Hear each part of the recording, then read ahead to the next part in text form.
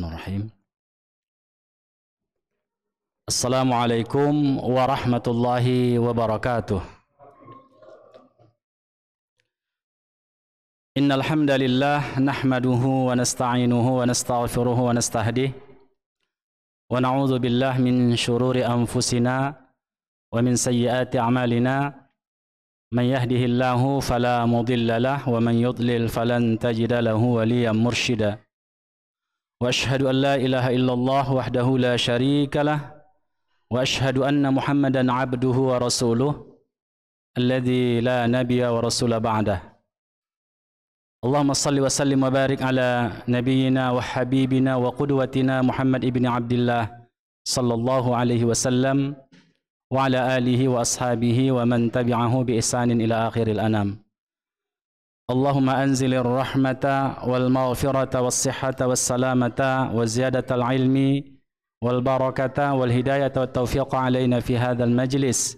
Allahumma amin, amma ba'd. Bapak-bapak dan ibu-ibu, saudara-saudari yang dirahmati Allah Subhanahu wa taala,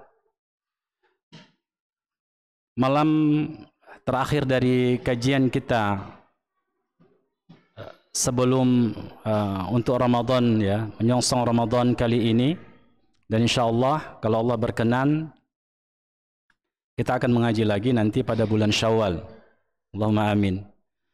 Dan tentu saja tema kita hari ini berkaitan dengan tema menyongsong Ramadan sebagaimana yang dijelaskan oleh protokol tadi. Apa yang harus kita lakukan menjelang Ramadan ini, kan seperti itu. Dan bagaimana sikap kita menyongsong Ramadan. Tema ini sudah sering disampaikan oleh para asatidzah, tentu saja. Namun kita tak bosan-bosannya untuk saling mengingatkan, wa tawassaw bil haqqi wa tawassaw bis sabr. Saling mengingatkan pada kebenaran dan juga kesabaran. Ramadan dijelaskan oleh Nabi kita sallallahu alaihi wasallam sebagai bulan mubarak. Nabi berkabar kepada para sahabat tatkala Ramadan akan hadir. Nabi mengatakan, atakum syahrul Ramadan syahrun mubarak. Telah datang kepada kamu bulan Ramadan, bulan yang dibarakahi. Faradallahu alaikum siyamahu wa tuftahu bihi fihi abwabu al-jannah wa tughlaqu fihi abwabul jahim wa tughallu fihi maradatus syayatin wa fihi lailatun khairun min alfi syahr. Nabi sendiri paham kalau para sahabat itu tahu mereka berada pada bulan Sya'ban dan akan menyongsong bulan Ramadan. Tapi Nabi mengatakan di hadapan para sahabatnya, atakum syahrul Ramadan. Datang kepada kamu bulan Ramadan. Atakum syahrul Ramadan. Kenapa Nabi katakan demikian? Tentu saja ada hikmah di sebalik semua itu. Sebagaimana yang kita sebutkan tadi, semua sahabat tahulah kalau mereka akan menyongsong Ramadan. Tapi kenapa Nabi menjelaskannya? Yang pertama adalah menunjukkan Ramadan itu sesuatu yang istimewa. Sehingga Nabi mengatakan, mubarakun. Ramadan itu dibarakahi oleh Allah Subhanahu wa taala. Dan pada sisi yang lain, Nabi mengucapkan itu menunjukkan rasa kegembiraannya, ya. Rasa gembira yang luar biasa, ya, farhan syadidan, ya, gembira yang tiada tara, kan begitu. Kenapa kita harus bergembira dengan datangnya Ramadan? Ada apa dengan Ramadan itu? Kan tentu itu pertanyaan-pertanyaannya. Nabi mengatakan bahwasanya syahrun mubarak, ya, bulan yang dibarakahi oleh Allah Subhanahu wa taala. Apa yang dimaksud dengan makna barakah? Ini sudah kita bahas, ya, di beberapa kajian yang disampaikan ini. Karena itu tadi kita ingin berkabarlah tentang kehadiran Ramadan ini. Jangan kita menganggap biasa-biasa saja. Apalagi ada yang menganggap Ramadan itu adalah sebuah beban berat. Usahakan dia bergembira, tapi justru sebaliknya. Seakan-akan Ramadan itu bencana baginya. Orang-orang yang beriman tidak seperti itu, ikhwah. Di hadapannya ada hidangan yang luar biasa lezatnya kalau dia paham apa itu Ramadan. Bekal yang tidak bisa dibandingkan dengan apapun. Nikmat yang tidak bisa ditarakan dengan nikmat-nikmat yang Allah berikan dalam setahun itu. Karena itulah kita bergembira. Makanya orang yang bisa bergembira dengan kedatangan Ramadan, dia mengetahui tentang fadilah-fadilah Ramadan, keutamaan-keutamaan Ramadan itu. Tapi belum tentu orang yang tahu fadilah Ramadan, dia akan bergembira. Maka yang kedua adalah dia betul-betul beriman yakin. Dengan seyakin-yakinnya apa yang disampaikan oleh Rasulullah SAW itu adalah sebuah kebenaran. Ketika dia meyakini itu, tentulah dia akan bergembira. Dan kesempatannya luar biasa, ikhwah, untuk mendapatkan keampunan dari Allah sebagaimana akan kita bahas nanti. Iya. Kita lihat dulu makna barokah itu ya. Barokah itu berderivasi dari kata birkah. Ya. Berhubungan asalnya dari kata birkah. Birkah itu disebut oleh orang Arab muhbisul ma', ya, birkatun. Ketika air itu bisa ditampung, maka wadah untuk menampung air itu dikatakan birkah. Jadi misalnya kan ada kolam itu menampung air, maka kolam itu dikatakan birkah. Jadi makna barokah itu adalah sesuatu yang di dalamnya terdapat kebaikan-kebaikan. Kita manusia ini kan sangat membutuhkan air. Air itu adalah salah satu sumber kehidupan kita. Dalam pengertian kita membutuhkan air itu. Dalam tubuh kita air lebih dari 85% itu air. Ya. Bisa diamankan anak-anak nih, kurang konsentrasi ustadznya. Ribet kali. Iya, jadi birkah itu artinya tempat penampungan air. Ya. Jadi kebaikan-kebaikan itu tertampung di situ. Sebagaimana akan kita lihat nanti di Ramadan itu semua kebaikan akan kita temukan di situ. Para ulama kita mengatakan birkah itu adalah, barokah itu adalah subutul khair ilahi fi syai'. Eksisnya kebaikan ilahi terhadap sesuatu. Kebaikan ilahiyah maksudnya di situ adalah kebaikan yang diasaskan pada kesadaran terhadap Allah Subhanahu wa taala. Kebaikan yang berhubungan dengan keyakinan. Kebaikan yang berhubungan tentang kemaslahatan ukhrawi. Itu barokah. Jadi kalau umur yang barokah, umur itu berfaedah, umur itu memiliki kebaikan terhadap akhiratnya. Ada orang sama-sama usianya 50 tahun atau 60 tahun. Tapi ada usianya yang barokah, ada yang tidak barokah. Sama. Mungkin sama-sama bulan Januari kan begitu lahirnya. Tapi yang satu umurnya itu barokah, yang satu tidak barokah. Yang membedakannya apa? Bukan jumlah harta yang dikumpulkannya, duit yang dikumpulkannya, anaknya, tidak. Tapi usia yang barokah itu dalam sudut pandang dinul Islam, agama Islam itu adalah siapa yang usianya itu berfaedah baginya untuk akhiratnya. Maka usia itu barokah. Demikian juga kalau harta itu barokah, bagaimana harta yang barokah?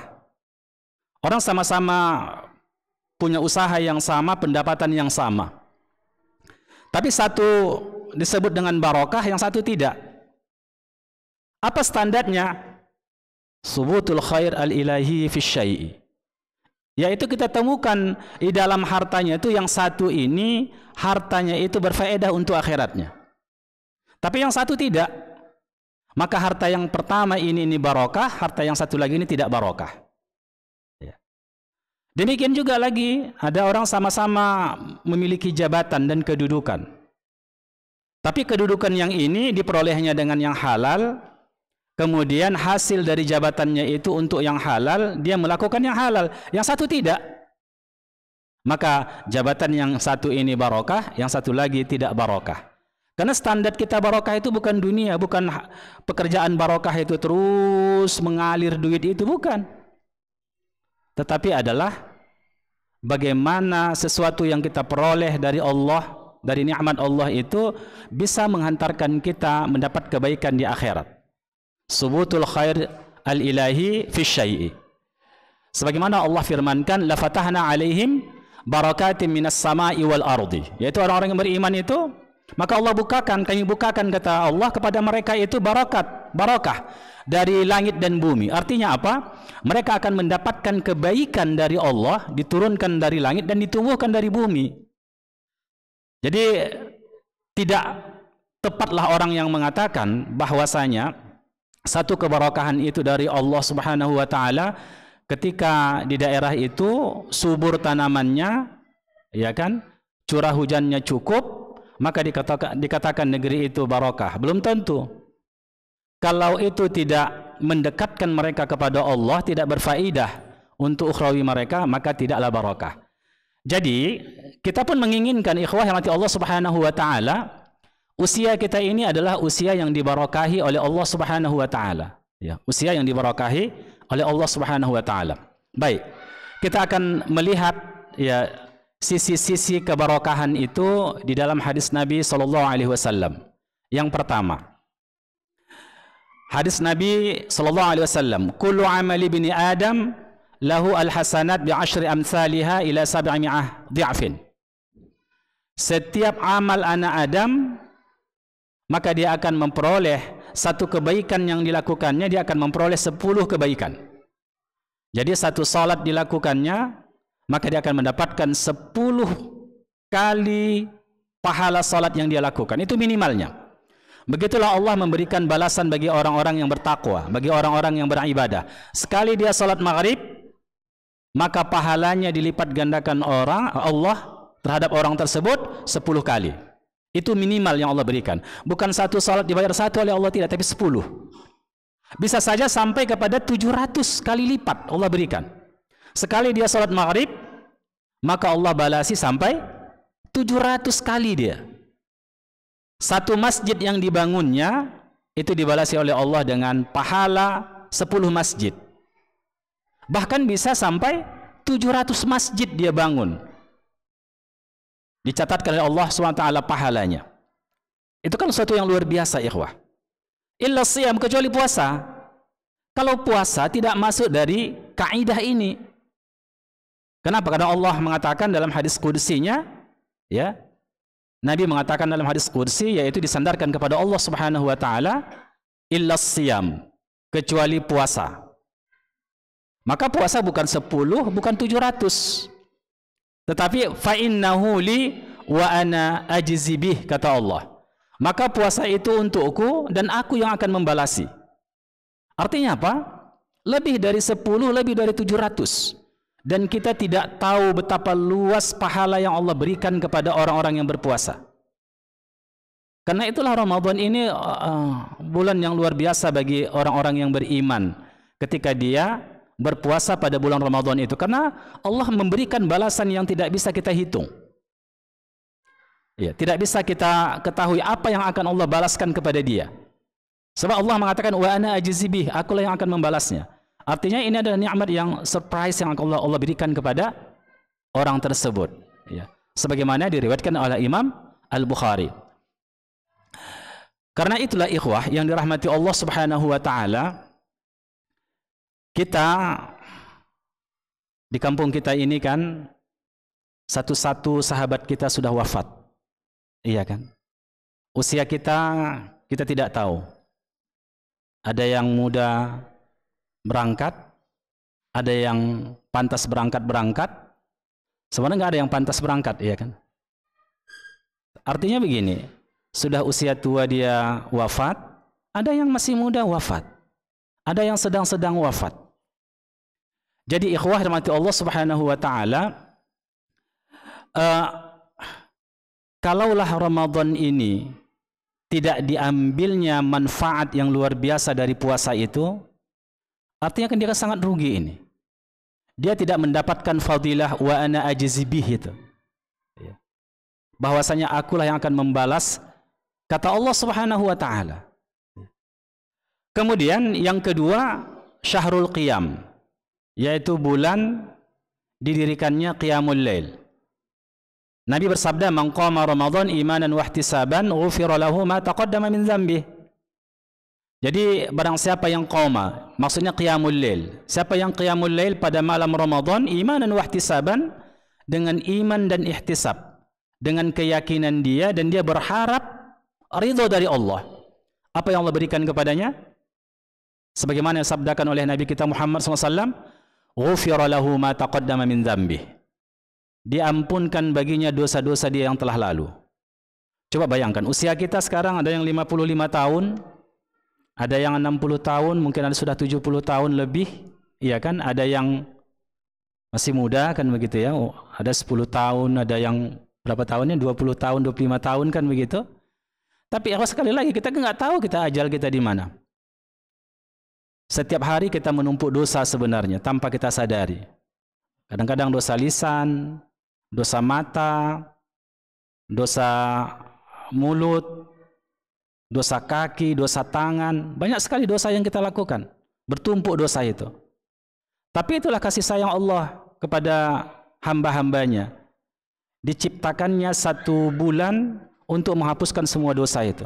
Dosa apapun itu, kecuali dosa syirik lah. Dia harus bertaubat kepada Allah. Harus tinggalkan syiriknya.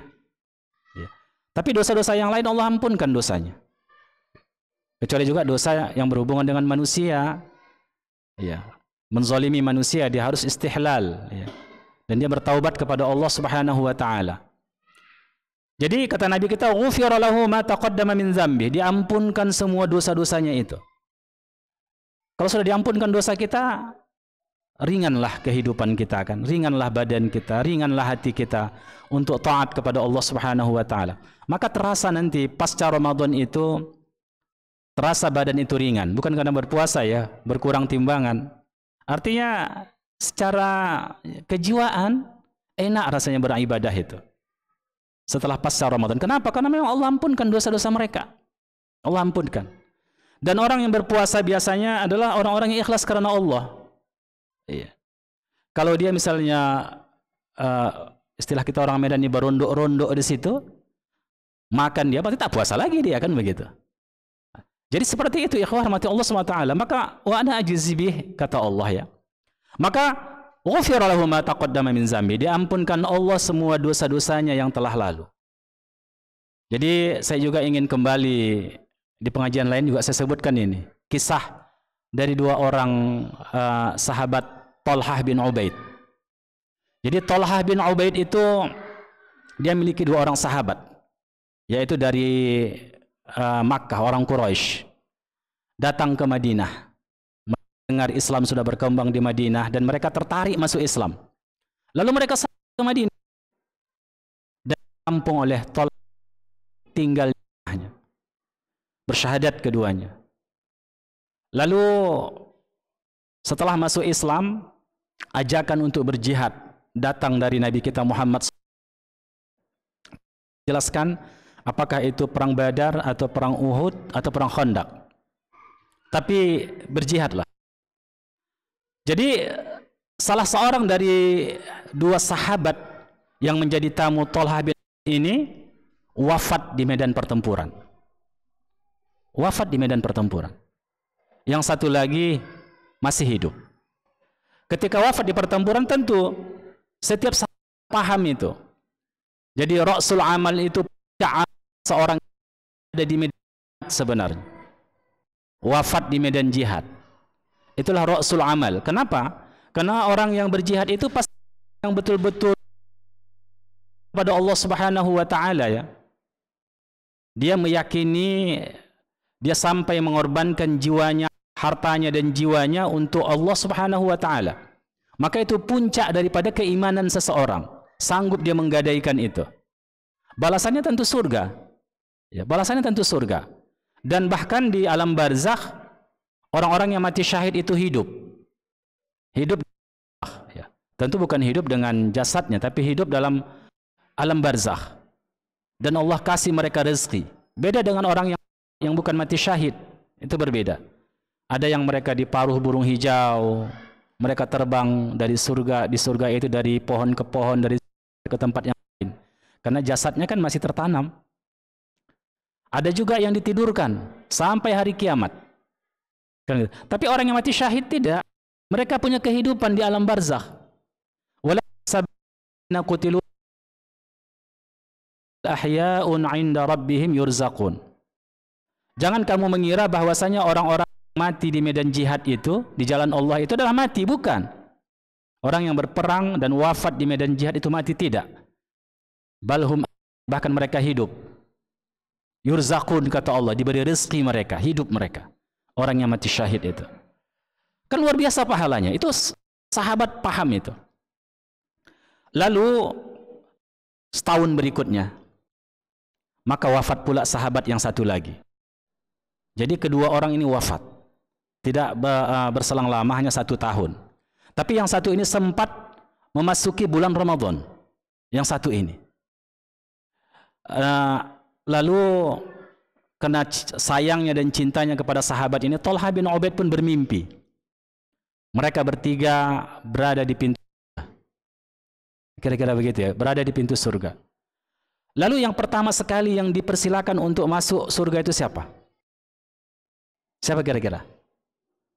Orang yang wafat belakangan itu. Bukan orang yang pertama mati syahid, tidak. Tapi orang yang kedua. Dan yang ketiga Thalhah masuk, tak dikasih. Karena belum lagi dia wafat, kan begitu kan? Lalu dia pun terbangun. Dia ceritakan kepada para sahabat-sahabatnya, rekan-rekannya, kenapa bisa begitu ya? Kenapa yang belakangan ini padahal dia wafatnya di tempat tidur, bukan di medan jihad? Kenapa dia duluan yang dipanggil untuk masuk surga? Lalu sampai berita kepada Nabi, dan Nabi, bukankah dia telah melakukan salat dalam setahun itu? Berapa rakaat dia salat dalam setahun itu? Berapa banyak? Berapa banyak dia sudah bersedekah? Berapa banyak dia sudah berzikir? Ya kan? Kemudian dia mendapati Ramadan. Dia mendapati Ramadan, Lailatul Qadar dan seterusnya. Jadi ikhwah, saya ingin mengatakan begini. Usia kita, usia panjang itu barakah dari Allah Subhanahu wa taala, karunia dari Allah.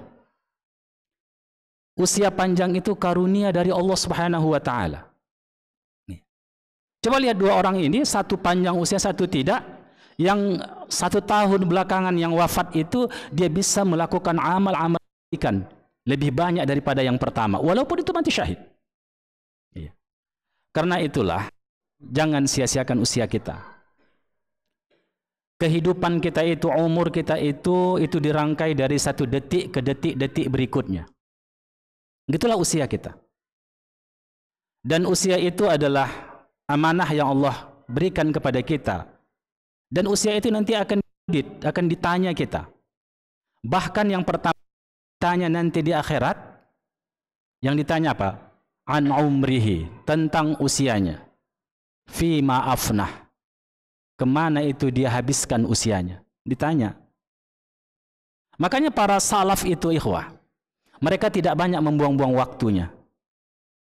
Sampai-sampai ya, para salaf itu kita lihat, ada orang mau mengajak dia bercengkerama dengan, biasanya mereka ini suka bercakap, kan begitu kan? Lama-lama bercakap begitu. Lalu mau diajak ini salaf ini, seorang ulama duduk. Ayolah sama kami sekali-sekali, kan begitu. Apa katanya? Kalau kalian bisa menahan matahari itu tidak bergerak, ayo saya ikut, katanya. Kalau bisa kamu tahan matahari itu tidak bergerak, saya ikut duduk di majelis kalian untuk bersenda gurau, menghabiskan waktu. Kalau bisa. Tapi tak ada yang bisa. Maka mereka pun tak berani mengambil waktunya. Begitulah mereka sampai menjaga waktu. Bukan tidak boleh, kita boleh, tapi habis waktu di situ sia-sia, dan itu dipertanggungjawabkan akhir. Dipertanggungjawabkan. Ya. Setiap detik dari usia kita. Karena itulah memang kita kan masih mendapat karunia besar dari Allah ini. Masih dipanjangkan usia kita ya. Mudah-mudahan dipanjangkan oleh Allah Subhanahu wa taala sampai Ramadan ini dan Ramadan-Ramadan yang akan datang, kan begitu. Karena itulah maka ke depan ya, kita berhitunglah tentang waktu. Sudah banyak maksiat yang kita lakukan. Banyak waktu yang kita habiskan sia-sia. Bahkan ada sebahagian di antara kita itu qanaah dengan kejahilannya. Jahil artinya tidak tahu. Ada orang yang tidak punya ilmu, tidak tahu dia bagaimana rukun dan syarat salat, tak tahu rukun syahadat, tak tahu syarat syahadat, tapi masih merasa aman dia untuk menghabiskan waktunya. Bagaimana dia menjawab nanti di alam kubur itu ketika ditanya man rabbuka? Dia tidak berusaha untuk ma'rifatullah. Wa man nabiyuka? Dia tidak berusaha untuk mengenal nabinya dan sunnah-sunnah nabinya. Ya kan? Wa ma dinuka? Dia tidak belajar tentang syariat Allah Subhanahu wa taala. Dia qanaah. Boleh qanaah tapi terhadap dunia. Tapi kalau pada ilmu enggak boleh qanaah kita. Jadi para salaf itu memang antusias untuk belajar. Siapapun yang lakukan kita wajib punya ilmu.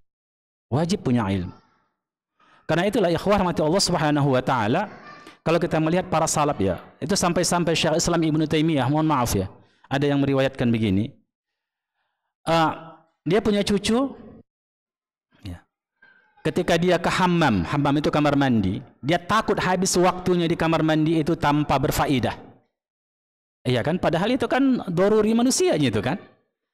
Ketika cucunya membaca kitab, dia suruh kuat-kuat membaca supaya dia dengar juga. Jangan habis waktunya. Kalau kita pun bekerja begitu, jangan habis waktu kita. Bekerja itu adalah pahala untuk ma'isyah kita. Tapi tetap zikir kita dan seterusnya ya. Tapi janganlah dihabiskan waktu itu sia-sia tanpa berfaedah. Karena sekali lagi itu akan diaudit ya. Jadi Ramadan itu adalah syahrul qiyam, bulan untuk qiyamul lail. Jangan nanti kita enggak tarawih, mesti tarawih. Tapi kita harus cerdas juga ikhwah. Karena syarat ibadah itu diterima ada dua. Ada dua. Yang pertama ikhlas karena Allah. Dan yang kedua sebagaimana yang dijelaskan oleh Nabi SAW. Man amila amalan laisa alaihi amruna fahuwa raddun. Siapa yang beramal tidak mengikut amar kami, apa yang telah kami contohkan, ditolak amal itu. Kita usaha khilafiyah ya. Usaha khilafiyah. Mengeraskan hati itu. Tapi begini saja. Kita jangan berspekulasi. Kalau sudah jelas ada dalilnya, kita amalkan. Kalau tidak, itu ijtihad. Itu bisa iya, bisa tidak. Iya. Tapi kalau iya dan tidak itu tak ada konsekuensinya, tak jadi masalah. Paling-paling kita habis waktu. Tapi kalau ada larangan dari Nabi kita dan ada ancamannya, finnar, bukan berarti orang langsung masuk neraka, tapi ada ancaman. Sebagaimana zina itu diancam dengan neraka. Mencuri itu diancam dengan neraka, kan gitu kan? Tapi kan orang yang belum tentu neraka.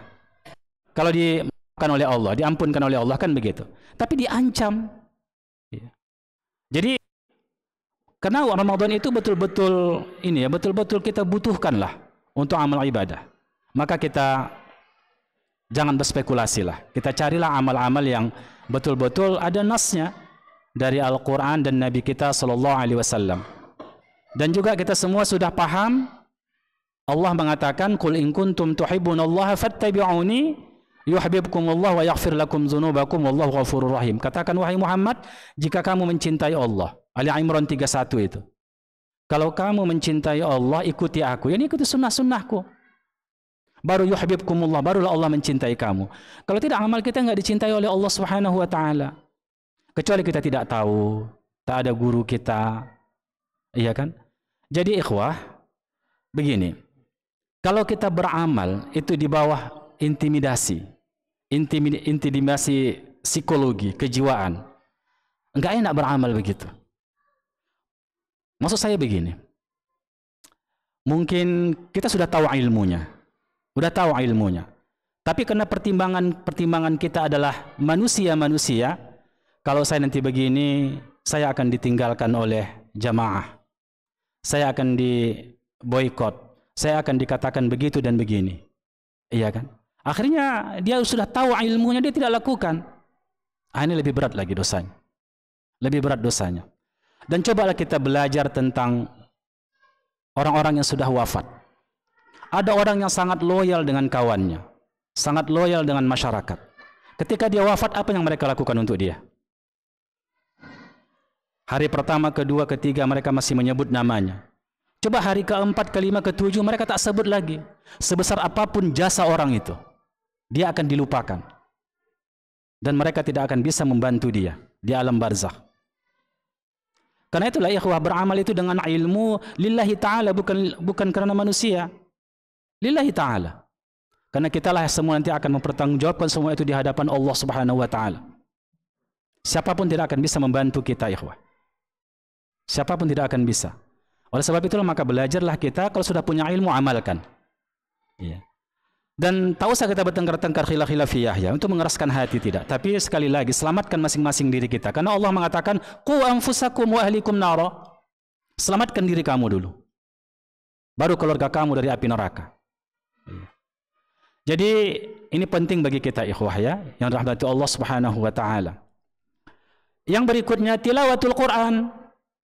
Kenapa dikatakan barokah juga? Karena di situ adalah bulan membaca Al-Quran. Bulan tilawatul Quran. Dan Nabi kita itu murajaah Al-Quran dengan siapa? Dengan Jibril. Iya. Dengan Jibril murajaah Al-Quranul Karim. Ya, murajaah. Dan begitu juga para salaf. Bahkan mereka ada yang menamatkan satu khatam Al-Quran 3 malam. Fi kulli salasi layalin. Setiap malam dia baca Al-Quran 10 juz, malam yang berikutnya 10 juz, malam berikutnya 10 juz, 3 malam, selesai satu khatam. Al-Quran 30 juz kan? Berarti nggak salah saya. 30 juz. Dan sebahagian ada yang 7 hari. Sebahagian lagi ada yang 10 hari. Dan minimalnya adalah 1 juz 1 hari. Iya kan? 1 juz 1 hari dia membaca. Sekarang bapak dan ibu-ibu kan sudah mudah. Kalau sholat sunat itu kita boleh buka Al-Quran, tapi jangan terlalu banyak gerak ya. Bahkan sekarang ini ada sudah menjual apa namanya itu, macam media begitu ya, tempat ada Al-Quran besar taruh di depan kita. Ibu kita Aisyah setelah Nabi wafat, ya, kemudian ada pembantunya itu yang jadi imam. Dia tidak hafal Quran, dia buka Al-Quran, mushaf Al-Quran. Dan itu diketahui oleh para sahabat yang lain, itu ijma' sahabi, nggak ada yang menentang itu. Jadi boleh kita sholat sunat, ya. Kalau tidak banyak hafalan Quran kita. Maka keberkahannya di situ. Coba, kalau di malam-malam biasa 1 huruf yang kita baca itu dibalasi berapa? 10 kebaikan kan? Coba 1 juz kita baca, udah berapa kebaikan yang kita peroleh dari Al-Quran itu. Apalagi pada malam-malam Ramadan yang dilipat gandakan amal kita. Tepat pada Lailatul Qadar, khairun min alfi syahrin. Ya, lebih bagus daripada 1000 bulan kita membaca Al-Quran itu. Kemudian syahrul itqi wal ghufran. Bulan yang dibebaskan tengkuk-tengkuk hamba-hamba Allah. Dan bulan keampunan. Jadi setiap malam dari Ramadan itu ada saja orang yang Allah bebaskan dari belenggu api neraka. Ada saja. Ada orang yang sudah memang dilihat amal-amalnya, ini masuk neraka orang ini.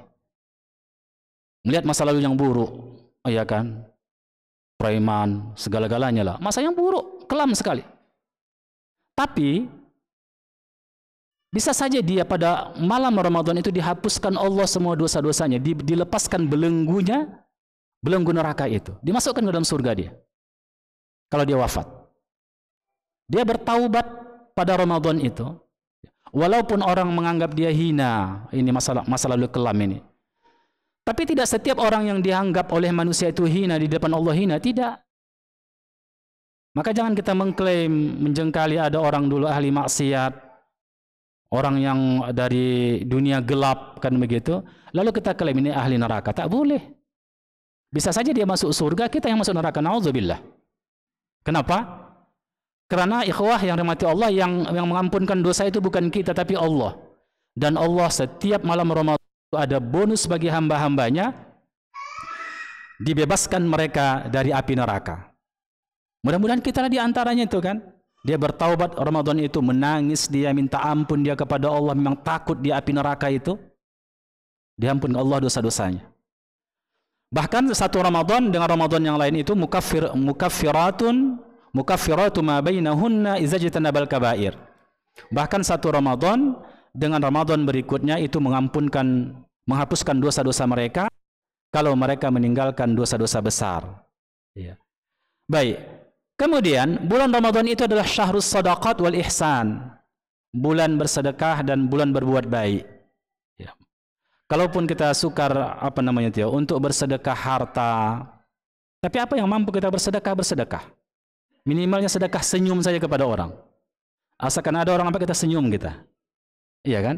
Asal nampak orang senyum kita. Tapi lihat juga konteksnya ya kan? Nah, jangan pula kepada perempuan-perempuan kita senyum yang bukan mahram kita, itu nggak boleh. Ya. Jadi bapak-bapak dan ibu-ibu yang dirahmati Allah. Maka Nabi adalah kana ajwadu ma yakunu fi Ramadan. Nabi SAW kana ajwada ma yakunu fi Ramadan. Nabi itu orang yang paling ajwad, yang paling pemurah pada Ramadan. Kenapa ikhwah? Kesalahan kita itu tidak saja dilihat oleh Allah pada kesalehan pribadi kita, hablum minallah kita, tapi juga hablum minan nas kita. Jadi dilihat bagaimana hubungan kita dengan sesama masyarakat, sesama manusia. Itu diantaranya ikhwah. Dan banyak orang-orang yang dimasukkan oleh Allah ke dalam surga. Kenapa? Karena berbuat baik kepada hamba-hamba Allah. Contohnya salah seorang dari Bani Israel itu, dia seorang pezina. Iya kan? Dia seorang pezina. Lalu dia lihat ada anjing itu berkeliling di sumur. Tak bisa masuk untuk mengambil air. Lalu dibantunya. Karena dia iba. Dan disitulah Allah membukakan hidayah bagi dia. Allah bukakan hidayah. Allah sematkan kepadanya taufik. Lalu dia bertaubat. Asbabnya apa itu? Dia mengkasih anjing itu minum. Anjing itu binatang yang haram bagi kita kan. Tapi karena dia berbuat baik kepada makhluk Allah. Itu pada seekor binatang, bagaimana lagi kalau kita berbuat baik kepada manusia?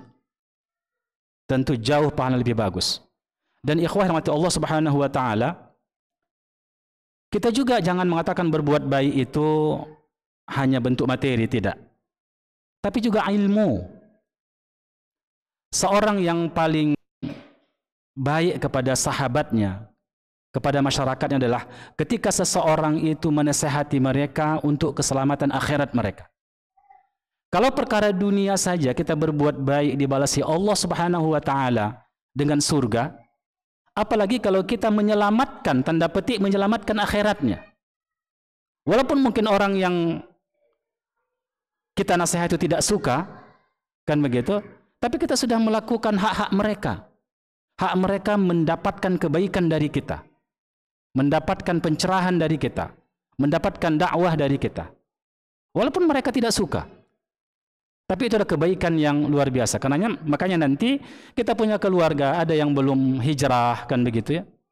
Ada yang belum mau sholat, ada yang belum mau ke masjid. Ya kita nasihati. Walaupun dia tidak suka.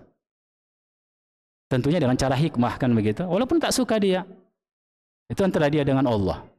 Tapi hak dia kepada kita sudah kita lanjutkan, sudah kita lakukan. Karena sebagaimana yang sering kita sampaikan, karakter orang yang beriman itu diantaranya apa? Ya'muruna bil ma'ruf wa yanhauna 'anil munkar. Dia aktif mengajak orang kepada kebaikan dan mencegah orang dari keburukan. Sebelumnya Allah katakan, ba'duhum awliya'u ba'din, sebahagian mereka penolong terhadap sebahagian yang lain. Itulah karakter orang beriman. Seseorang ini menjadi penolong kepada seseorang yang lain. Masyarakat ini menjadi penolong bagi masyarakat yang lain. Keluarga ini menjadi penolong bagi keluarga yang lain. Komunitas ini penolong bagi komunitas yang lain. Sesama orang beriman. Ya. Baru ya'muruna bil ma'ruf wa yanhauna 'anil munkar. Jadi oleh sebab itulah ikhwah, inilah kata kunci ya. Kenapa penghuni surga itu mayoritas adalah orang-orang yang beriman? Maksud saya umat Nabi Muhammad SAW. Begitu banyak manusia, mulai di zaman Nabi Adam AS, Nabi Nuh AS, Nabi Musa, Nabi Isa, Nabi Musa, begitu banyak umatnya sebelum Nabi Muhammad. Tapi mayoritas penduduk surga itu adalah umat Nabi Muhammad. Kenapa? Karena itu Allah Subhanahu wa taala, ini barokahnya menjadi umat Nabi Muhammad. Karena Allah Subhanahu wa taala melipat gandakan, banyak amal-amal kita dilipat gandakan oleh Allah. Banyak kesempatan-kesempatan, momentum-momentum, di situ Allah ampunkan dosa-dosa kita. Allah ampunkan. Ya, seperti kita ngaji gini kan? Ini enggak terasa kalau kita ikhlas karena Allah Subhanahu wa taala, sabar kita duduk di kajian kan begitu. Kan mengaji itu kan sebenarnya ada juga tidak enaknya. Iya kan? Ada juga tidak. Harus duduk, menahan kantuk, kan begitu kan? Macam-macam lah itu kan? Apa yang biasa dulu. Tapi dia bisa melawan itu. Ya Allah berikan keampunan baginya. Sampai makhluk-makhluk Allah katanya di laut, hatta hutal fil bahar, itu juga ya kan? Minta keampunan bagi orang-orang yang mengaji, kan begitu. Itu apa fadilahnya di umat Nabi Muhammad SAW. Fadilahnya. Kemudian, syahrun tuftahu fi abwabul jannah. Bulan yang dibukakan di situ pintu-pintu surga. Yaitu pada bulan Ramadan ini. Jadi dibukakan bagi kita pintu-pintu surga. Habis waktu kita. 1 menit lagi. Ya. Kemudian, ini yang paling penting juga. Syahrun tujabu fihi da'wat. Bulan diistijabah oleh Allah doa-doa kita. Maka banyaklah berdoa pada bulan Ramadan. Ya, apapun yang kita butuhkan untuk dunia dan akhirat kita. Dan terutama kapan? Nabi mengatakan, salasulatu raddu da'watuhum, as-saim hina yuftir. Ada tiga orang atau 3 keadaan yang doa mereka tidak ditolak Allah. Tidak ditolak oleh Allah. 3 keadaan. Salah satunya apa? As-saim hina yuftir. Orang yang berpuasa ketika dia akan berbuka. Makanya nanti kalau kita mau berbuka itu jangan cakap-cakap, doa. Berdoa kepada Allah. Jangan asik nonton televisi, kan begitu kan? Jangan asik scroll gitu kan. Tapi berdoa kepada Allah. Kenapa? Itulah waktu la turaddu da'watuhum. Doa mereka tidak ditolak oleh Allah Subhanahu wa taala. Jadi kita beritahu anak-anak kita, keluarga kita berdoa di situ. Karena banyak yang kita butuhkan dalam hidup ini. Pertolongan dari Allah Subhanahu wa taala. Memang masih banyak lagi ya catatan mengapa dikatakan Ramadan itu bulan mubarak, tapi sampai di sini kaji kita, semoga bermanfaat. Kita saling mendukung, saling menguatkan, saling mendoakan agar Ramadan kali ini lebih baik dari Ramadan-Ramadan sebelumnya. Ya. Jangan lewatkan, mungkin ini Ramadan terakhir bagi seseorang. Ya. Sebagaimana juga pertemuan yang lalu, tahun yang lalu kita sebutkan begitu. Mungkin ini Ramadan terakhir. Ternyata memang ada di antara sahabat-sahabat dekat kita. Sahabat dekat kita yang wafat tak sampai masuk Ramadan ini. Kalau kita meyakini bahwasanya kita tidak nyawa kita yang menentukan dan kita tidak tahu, siapapun tidak tahu, maka jadikanlah Ramadan itu seakan-akan Ramadan terakhir bagi kita. Kita isi detik per detik sebagai ibadah. Subhanakallah bihamdik. Asyhadu an la ilaha illa anta astaghfiruka wa atubu ilaik. Wassalamualaikum warahmatullahi wabarakatuh.